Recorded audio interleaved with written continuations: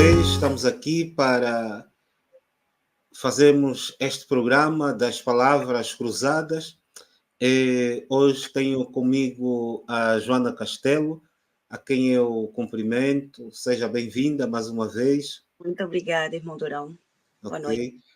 Obrigado. Vamos hoje falar sobre um tema muito bom, que fala sobre agradando a Deus, e onde o verso áureo encontramos em Sofonias, capítulo 3, versículo 17, onde o profeta escreveu o seguinte: pois o Senhor seu Deus está em seu meio, ele é um Salvador poderoso, ele se agradará de vocês com exultação e acalmará todos os seus medos com amor.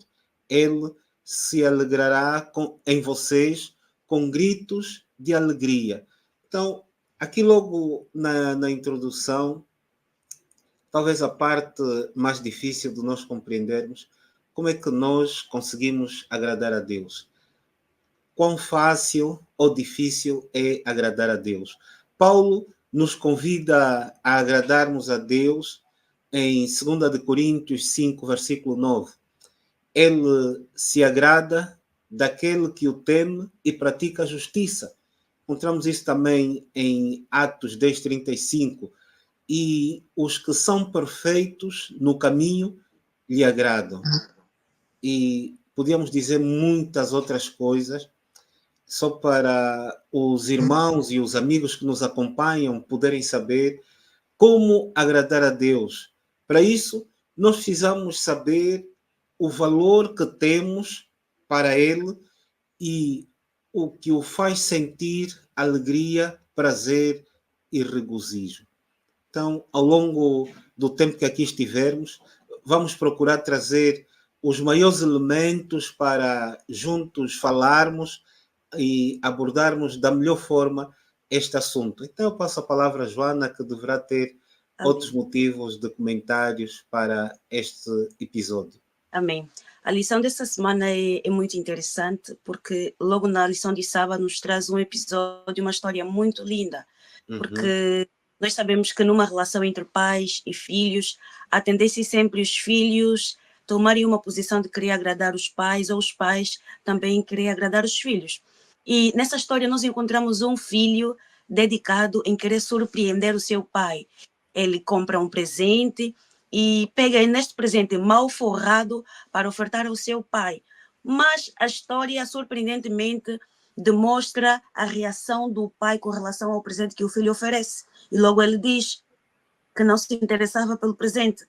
Afinal, não há nada que o filho poderia dar que pudesse agradar a esse pai. Até porque o presente que o filho vai dar foi comprado com o dinheiro do pai ou com o material que o próprio pai disponibilizou para comprar. Então, não há nada que ele poderia dar que o pudesse agradar. E no fim, ele ainda diz, de qualquer das formas, eu te amo. E a lição vem questionar, será que esse tipo de atitude que Deus tem para conosco, será que Deus não precisa que nós lhe ofereçamos alguma coisa? Ele não precisa receber alguma coisa de nós? Nós sabemos que o Deus Todo-Poderoso poderia simplesmente, no raciocínio humano, poderia simplesmente não querer alguma coisa de nós. Mas não é isso que o Senhor quer. O Senhor quer que nós tenhamos uma postura que realmente interessa ao seu coração, que o agrade. Que tenhamos um coração que realmente esteja disponível para obrar a Deus. Mas a lição vem nos ensinar que tudo isso não vai acontecer se fizermos por nós mesmos.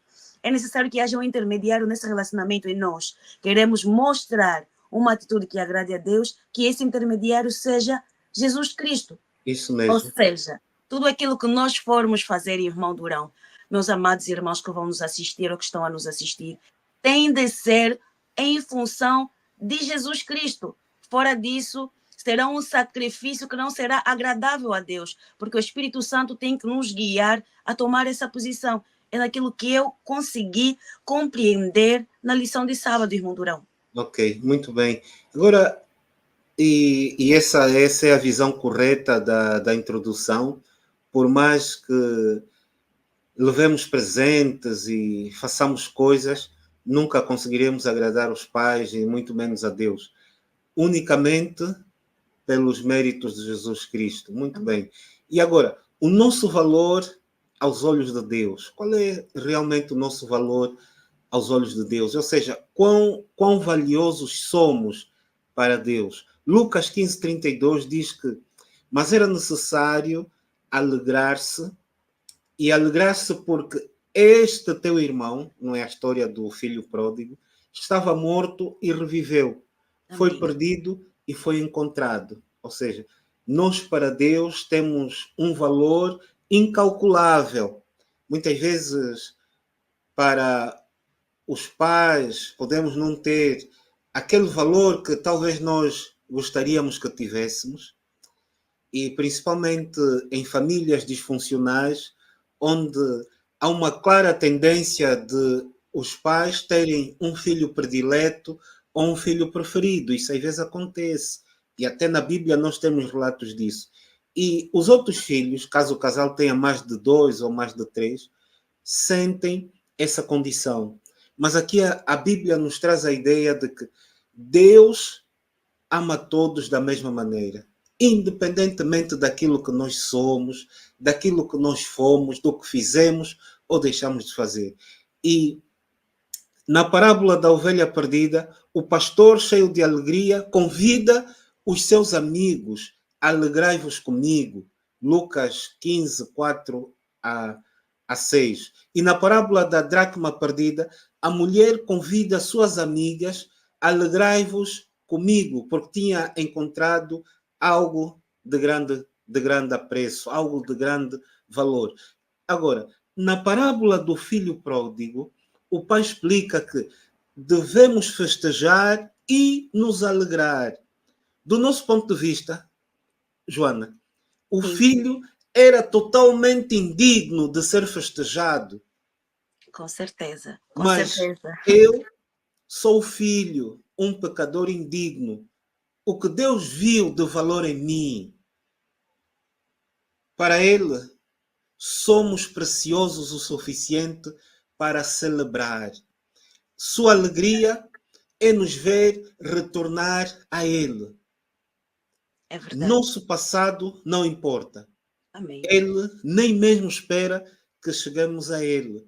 Corra para nos dar as boas-vindas em casa. É assim que Deus trabalha na nossa vida.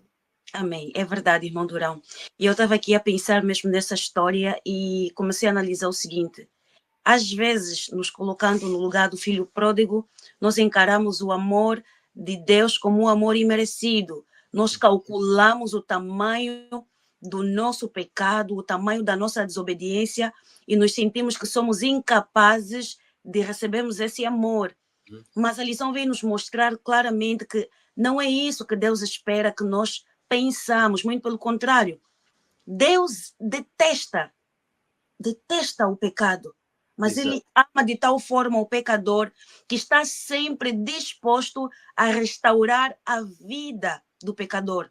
Amém. Basta simplesmente que ele se arrependa e que tenha um coração disponível para aceitar de novo, voltar à casa de Deus. E é isso que aconteceu na história do filho pródigo. Mas eu comecei a pensar na posição do irmão, do filho pródigo, que olhou para essa atitude do pai como uma injustiça, porque para esse irmão seria melhor que o pai retribuísse da mesma forma que o filho pródigo se comportou. Alto lá, espera aí, mas o pai, parafraseando, se ele recebeu a herança, desvalorizou o amor que o Senhor tinha, desvalorizou a família, foi gastar da forma que ele bem entendeu. Depois de acabar tudo, o Senhor o recebe como se nada tivesse acontecido. Eu não aceito isso. E ainda mais, o Senhor prepara um banquete para comemorar como se ele tivesse feito alguma coisa de bom. Claramente, o irmão do filho pródigo não tinha entendimento sobre o amor de Deus para a vida daquele irmão. Nem tampouco ele compreendia o amor que o pai carregava e a alegria e emoção que o pai carregava ao ver que o seu filho voltou para a sua casa. Não importava para aquele pai como aquele filho voltou, mas o mais importante era que aquele filho retomou a casa. E é isso que o Senhor espera de nós. O Senhor espera que, independentemente de qualquer comportamento errado que a gente tenha cometido, nós tenhamos que, em humildade, voltar para a casa do Pai e entender que o amor dele é maior do que qualquer pecado que nós possamos viver. Porque se nós não entendermos o plano que Deus tem para conosco, o plano de reconciliação, de demonstrar esse amor incondicional que Ele tem para nós, jamais vamos nos posicionar da medida em que o orgulho baixe, a humildade tome conta de nós e voltemos, porque muitas das vezes algumas pessoas só não conseguem voltar para a casa do Pai por causa da vergonha. A vergonha toma conta dessas pessoas e ficam com receio de serem julgados por pessoas que muitas das vezes nem é o próprio pai que julga, como aconteceu na história. É o próprio irmão que o estava a julgar. O mesmo acontece muitas das vezes nas igrejas. Quando uma ovelha perdida volta, o que é que acontece? As pessoas começam a murmurar. Veio de novo. Não está aí ele. Não foi ele que falhou. Não foi ele que fez isto. Está aqui a fazer o quê? E nos esquecemos de algo muito importante. Estou a vida junto de Deus. Longe de Deus não há vida. Essa pessoa, esse filho se sentia totalmente vazio, desnorteado e sabia que a resposta para os problemas dele estava junto de seu pai. Amém. E é isso que o Senhor nos pede e nos convida para fazermos todos os dias, estarmos nos braços de Deus para termos as nossas vidas transformadas no amor de Cristo. Amém, amém. E realmente, nós hoje temos grandes dificuldades principalmente com os errantes, não é? Aqueles que falham, e somos todos nós. Primeiro, Deus nos promete bênçãos e maldição. Bênçãos se nós formos fiéis e maldição se nós não cumprirmos aquilo que é a sua vontade. Mas entre a bênção e a maldição, há um aspecto importante que Deus faz na vida do ser humano que muitas vezes é pouco pregado nas igrejas, que são as promessas de restauração. Deus também faz promessas de restauração aos seus filhos, sobretudo quando eles, ao falharem, eles confessam o pecado, se arrependem e voltam para Deus. Essas promessas de restauração devem ser acompanhadas por parte da igreja, por parte dos membros, com o serviço de reintegração na família de Deus. Mas é aí onde nós temos dificuldades e precisamos de trabalhar como igreja, como indivíduos, para que a reintegração seja completa, total e efetiva na vida dos nossos irmãos e na nossa própria vida, porque todos nós falhamos. E avançando no estudo, o prazer de Deus, nós aqui podemos ver que Deus, quando estava a estudar essa lição, eu pensei, mas eu posso agradar a Deus? Como é que o ser humano pecador, o ser humano falho, como é que ele consegue agradar a Deus? Como é que é fazer Deus ter prazer naquilo que eu faço? Parece que é um contrassenso, é um paradoxo, é algo que não faz sentido na minha visão enquanto cristão, enquanto membro dessa família. E Sofonias, no capítulo 3, versículos 17, que é o nosso versuário, ele diz que o Senhor está no meio de ti. Ou seja, então, aquela ideia do Êxodo 3:25, que me farão um santuário e eu habitarei no meio deles, não é? Que é a mesma ideia que foi transportada de Isaías para os evangelhos, que é o Emanuel, Deus conosco, é um Deus que habita no meio do seu povo, também se faz presente nos nossos dias. Amém. E há uma coisa aqui, Joana, que se você já pensou em Deus como um pai severo, sempre zangado com o seu mau comportamento, Sofonias 3:17 fará com que você mude a sua perspectiva de Deus. Porque, neste contexto, nós encontraremos quase todas as maneiras pelas quais se pode dizer em hebraico, eu sou feliz. Deus sente imensa alegria quando permitimos que Ele nos salve. Amém. Quando o deixamos habitar conosco. Ou seja, Deus quer tabernacular conosco, ou seja, quer estar no nosso meio. Tudo isso só vai depender daquilo que eu fizer para que esse hóspede celestial entre, ceie e permaneça comigo. Amém.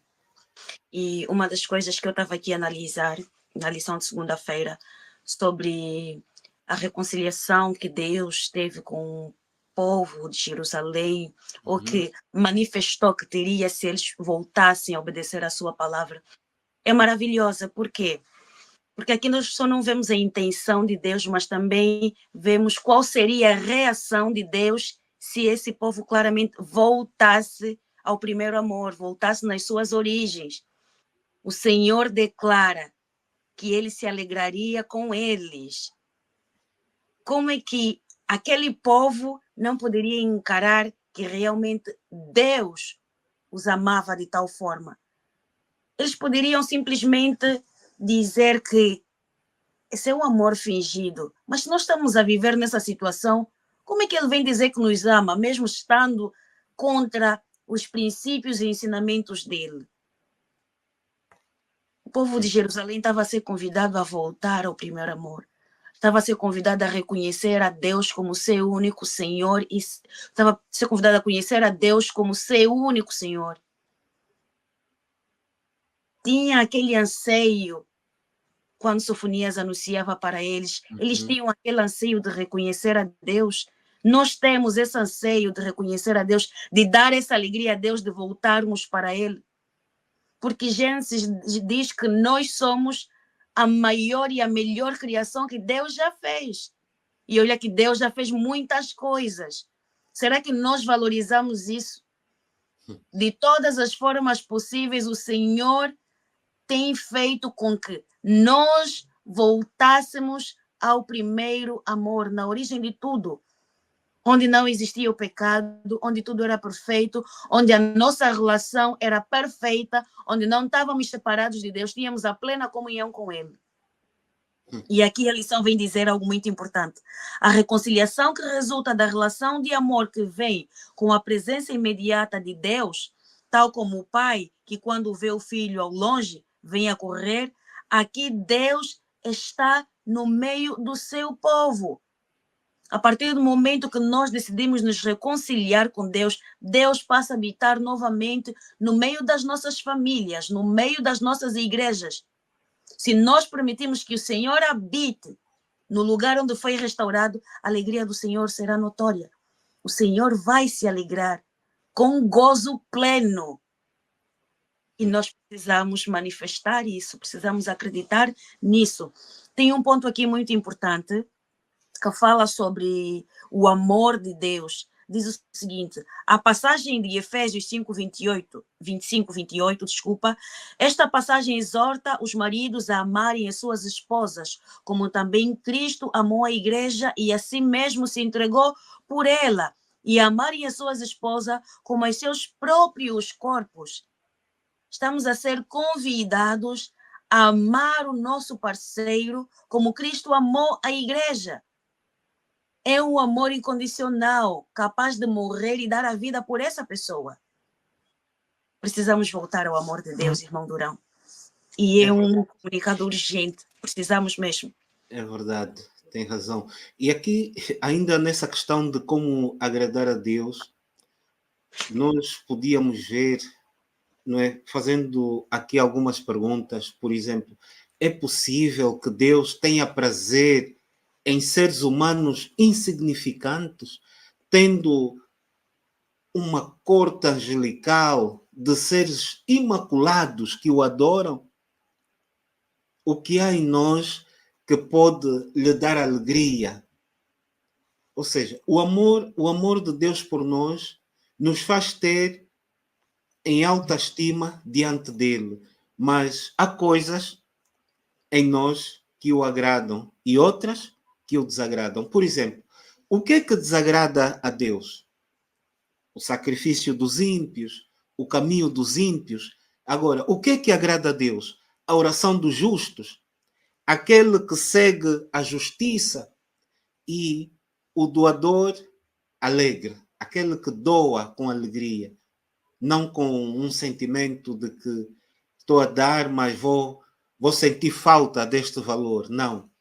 E o facto de Deus amar os justos, isso não significa que ele odeia os ímpios, mas não pode estar satisfeito com eles como ele está com os justos, porque Deus se deleita naqueles que respondem ao seu amor. Por isso é que eu digo, nem todos os cristãos são iguais, mas Deus ama todos da mesma maneira. É verdade. E eu estava aqui a pensar algo muito importante sobre essa meditação. Muitas das vezes nós questionamos a maneira que Deus se revela na vida do nosso próximo.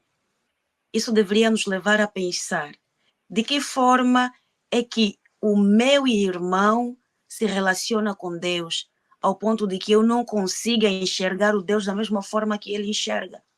De modo que eu não consigo agradar a Deus da forma que ele agrada. O nosso tipo de relacionamento com Deus vai condicionar aquilo que o irmão Durão acabou de explicar. Deus ama todos. Ama todos. Só que, para essas pessoas que têm um coração reto, que adoram a Deus em espírito e em verdade, que doam com bondade, com alegria, que não se retraem na presença do Senhor, que amam a justiça, para essas pessoas o Senhor vai se revelar de uma forma especial. O amor do Senhor vai se manifestar de outra maneira. E não podemos comparar eu que ando no caminho dos ímpios, eu que faço o mal, com meu irmão que procura se aproximar mais de Deus. É claro que o Senhor não vai se manifestar da mesma forma. E aqui diz, inversamente, Deus é desagradado pelo seu povo quando este pratica o mal. Por isso é que há uma passagem bíblica que diz que Deus, ele é tardio a se irar, porque ele procura dar oportunidade a todos, sem exceção, de se arrependerem de todas as coisas erradas que fazem. Nós temos a oportunidade de olhar para trás, de mudarmos o caminho e voltarmos para Jesus, sairmos das trevas e andarmos na luz. O nosso comportamento, a nossa maneira de viver, a nossa maneira de obedecer ou não a Deus, também vai condicionar muito a forma que nós podemos agradar ou desagradar a Deus. E isso aqui é algo individualista. Nós poderíamos pensar o agradar a Deus como igreja, mas de uma forma racional devemos pensar de forma individualizada. O que é que eu tenho feito para agradar a Deus? Antes mesmo de eu pensar na minha família e pensar na minha igreja, o que é que eu tenho feito para agradar a Deus? Será que eu tenho sido uma pessoa justa? Será que a minha adoração é sincera? O meu sacrifício é um sacrifício que agrada a Deus? Ou tenho feito sacrifícios para que os homens enxergam, para agradarem a homens? Para que os homens me olhem e me glorifiquem, em vez de glorificarem a Deus? Os louvores são louvores vazios, que simplesmente entoo com os meus lábios e não é com um coração sincero?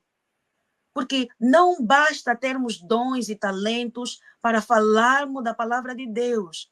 O nosso coração precisa estar limpo. O Espírito Santo precisa habitar no meio de nós, precisa habitar em nós, para que possamos realmente prestar cultos de adoração e louvor e orações sinceras em espírito e em verdade. É verdade. Pois é, por isso é que não é pelo nosso esforço, não é pelos nossos méritos, tal como disseste bem. É a obra de Jesus e a sua intercessão que torna as nossas ações agradáveis a Deus. Verdade. Não é? Tal como a Joana disse no princípio, somente por meio da sua mediação, a mediação de Jesus Cristo, podemos ser considerados dignos por sermos transformados à sua imagem e semelhança. Por isso é que, se assim for, podemos responder com um simples obrigado até o céu. Ou podemos procurar uma maneira de agradar melhor a quem tanto nos amou. E a partir daí, ele nos deixa livres para escolher se responderemos ao seu amor ou não. Amém. Por isso é que Deus dá sempre o primeiro passo. Quando Adão e Eva pecaram, eles fugiram da presença de Deus e foi Deus que foi à procura do primeiro casal. Adão, Adão, onde estás? Porque Deus, Joana, sabia que o ser humano, neste mundo de pecado, ele não conseguiria viver sem um pai. É verdade. Por isso é que Deus foi à procura de Adão e vai ao nosso encontro quando nós falhamos, quando nós tropeçamos, porque nós somos seres falíveis, nós somos pecadores. Não porque pecamos, mas porque nascemos em pecado. Então, eu penso que se for de acordo à vontade de Deus, e se assim fizermos, Ele fará em nós aquilo que Ele deseja que nós sejamos. Amém. Amém. A lição de quarta-feira que fala sobre pedras vivas nos leva a refletir o que é que o Senhor quer que nós nos tornemos. E eu comecei a pensar, o livro de 1 de Pedro 2, 4 a 6 vem nos falar quem primeiro se tornou uma pedra viva para que nós nos pudéssemos tornar também. Foi por meio de Jesus. A primeira pedra viva que habitou no meio de nós foi Jesus Cristo. Amém. Se Jesus Cristo não desse a sua vida por nós, nós não estaríamos aqui para contar essa história. Vamos só ler o livro. Diz o seguinte, 1 de Pedro, capítulo 2, versículo 2 a 4. Versículo 4, desculpa, capítulo 2, versículo 4 a 6. Diz o seguinte. Sim. E chegando-vos para ele, pedra viva, reprovada, na verdade pelos homens, mas para com Deus, eleita e preciosa. Vós também, como pedras vivas, sois edificados casa espiritual e sacerdócio santo, para oferecer sacrifícios espirituais agradáveis a Deus por Jesus Cristo. Amém. Eu Amém. olho para essa passagem bíblica e penso exatamente a intenção de Jesus Cristo ao nos transformar depois de dar a sua vida por nós é que realmente pudéssemos permitir que o Espírito Santo habitasse no meio de nós e que a nossa vida já não seria para nós mesmos. Tudo aquilo quanto fôssemos viver e fazer seria para quê? Para Jesus Cristo. Nós passamos a viver para servir a Deus por meio de Jesus Cristo, para testemunhar tudo aquilo quanto Jesus Cristo viveu nessa vida. E tudo aquilo que há em nós deve se manifestar como dons espirituais. Nós somos feitos sacerdócio de Cristo. Um sacerdote não fica parado. Foi feito para servir, para fazer a boa obra. E aqui a lição vai dizer, irmão Durão, sem a intervenção de Deus, as pessoas caídas não são capazes de trazer algo valioso para Deus. Nós não podemos nos aproximar de Deus tendo um coração impuro, se não permitirmos que seja o próprio Deus a obrar nas nossas vidas por meio de Jesus Cristo, irmão Durão.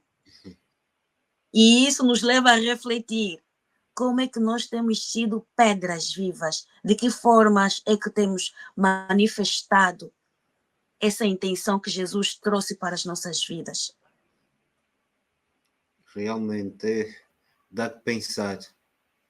E eu, antes de passar para quinta-feira e fazermos o nosso resumo, esse texto que acabaste de ler, 1 de Pedro 2, Eu ia ler o versículo 5, que diz: vós também, como pedras vivas, sede edificados como casa espiritual e sacerdócio santo, para oferecerdes sacrifícios espirituais agradáveis a Deus por meio de Jesus Cristo. E é o que a Joana acabou de dizer, nós temos uma grande responsabilidade diante de Deus, diante da igreja, dos nossos irmãos e daqueles que nos observam. Por isso é que o nosso testemunho deve ser um testemunho de que Deus, na pessoa de Jesus, habita na nossa vida.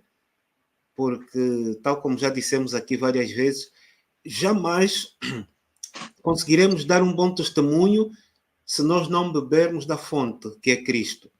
Amém. E aqui na parte final, e farei já o meu comentário também, e passo depois a palavra a Joana, quanta fé necessária, afinal, para agradar a Deus. E o livro de Hebreus 11:6, não é? Na primeira parte, diz que mas sem fé é impossível agradar a Deus. É que um ingrediente básico para agradar a Deus é a fé. Mas podemos perguntar-nos, tenho fé suficiente para agradar a Deus? Por aquilo que acontece na nossa vida, por aquilo que nós pregamos, por aquilo que os outros sentem quando nós falamos de Deus às pessoas, qual é o feeling que nós temos? Jesus certa vez falou que se tivermos a fé do tamanho de um grão de mostarda, não é? Lucas 17, versículo 6. Quanta fé é necessária, afinal? Se tivermos a fé do tamanho de um grão de mostarda, o grão é tão pequeno, é tão insignificante, mas Jesus disse, se tivéssemos só esse tipo de fé, um bocadinho que fosse, faríamos coisas extraordinárias. Em certa ocasião, um pai levou seu filho aos discípulos de Jesus para que o curassem. Eles não puderam fazer o milagre. Então, quando Jesus chegou, o pai pediu que ele fizesse o milagre. Marcos 9, 14 a 18, irmãos. Desanimado, o pedido do pai incluía a frase: se podeis fazer alguma coisa. Ao que Jesus respondeu: se podeis crer, tudo é possível ao que crê. Para nós fazermos alguma coisa para Deus, precisamos de crer. Os milagres não aumentam a nossa fé. Os milagres acontecem quando Deus quer e com quem Ele quer. E mais, quando Deus realiza um milagre na minha vida, na vida da Joana, ou de uma outra pessoa qualquer, Ele tem em vista salvar alguém. Deus não desperdiça milagres. É verdade. Deus não desperdiça milagres. Tem sempre um objetivo em vista. E se você pode fazer algo com isso, por favor, faça-o.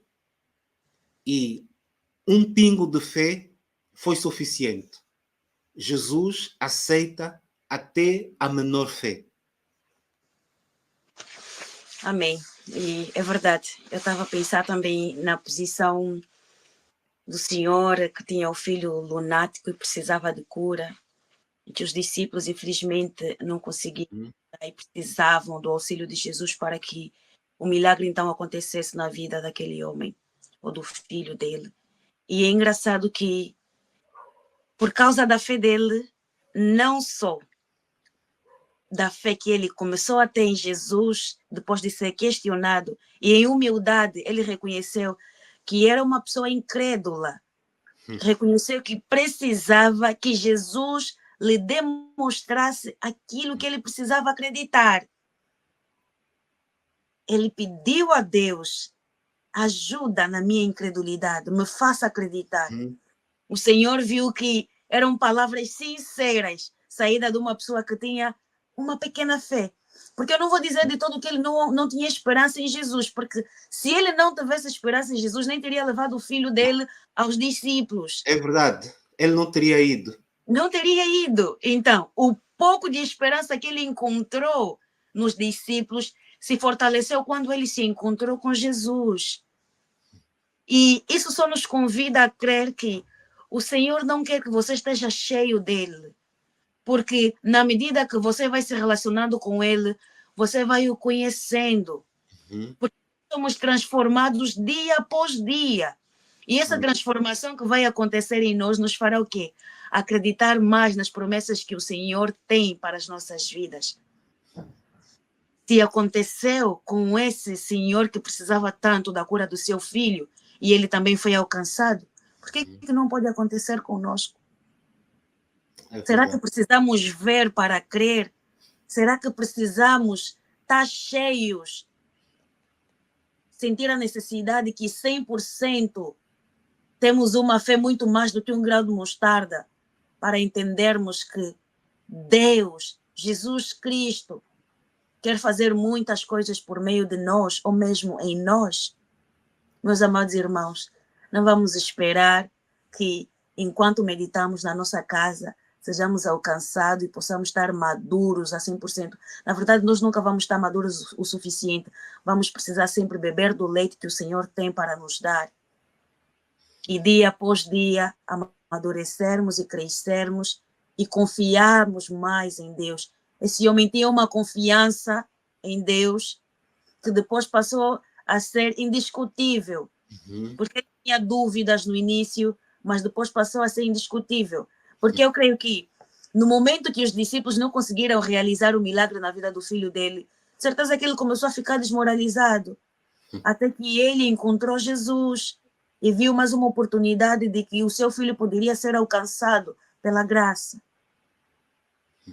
Estamos vazios, estamos desfalecidos e desacreditados em alguma coisa. Com essa nossa incredulidade, vamos aos pés de Jesus. Amém. Apresentemos isso em humildade e confessemos que precisamos que na nossa incredulidade o Senhor aumente a nossa fé. Amém. Porque, tal como o irmão Durão disse, tudo é possível na vida daquele que crê. E a fé sem obra é morta. Precisamos nos mover para realmente dar sentido ao ministério que o Senhor nos apresentou. Essa é a minha oração para todos nós, que possamos fazer de tudo, nos doar por completo, uma adoração sincera, uma entrega sincera a Jesus Cristo, para sermos um sacrifício agradável e vivo nas mãos dele. Amém. Amém. Então terminamos com as palavras: e o pai deste jovem, chorando, respondeu: Senhor, eu creio. Amém. Cura a minha incredulidade. Que o Senhor Jesus nos possa curar da incredulidade, da nossa falta de fé, e que nós possamos crescer em sabedoria e graça. Amém. Até atingirmos a estatura que Jesus deseja que nós atinjamos. Então, para mim foi um prazer ter aqui a companhia da Joana, partilhar essas palavras que se cruzaram, e que ali onde eventualmente não consigamos ter chegado, que o Espírito Santo de Deus vos faça compreender melhor. É a nossa oração e que seja a vontade de Deus. Amém. Amém.